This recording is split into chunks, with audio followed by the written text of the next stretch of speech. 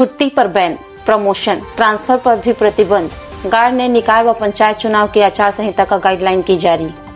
रायपुर 24 दिसंबर 2024 छत्तीसगढ़ में पंचायत और निकाय चुनाव का अकाउंट डाउन चल रहा है। किसी भी दिन आचार संहिता लागू हो सकती है। आचार संहिता लागू होते ही कई तरह के प्रतिबंध शासकीय कर्मचारियों पर लग जाएंगे। वहीं मंत्रियों और जनप्रतिनिधियों पर भी आचार संहिता का निर्देश लागू होगा।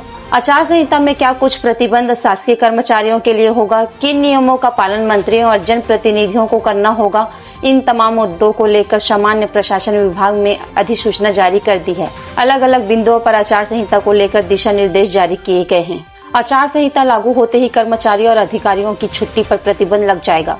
विशेष परिस्थितियों में कर्मचारियों और अधिकारियों को छुट्टी तो मिलेगी, लेकिन इसके लिए उन्हें जरूरी प्रक्रियाओं का पालन करना होगा। कलेक्टर की तरफ से अधिकृत अधिकारी की मंजूरी के बिना शासकीय अधिकारी और कर्मचारी छुट्टी पर नहीं जा सकेंगे।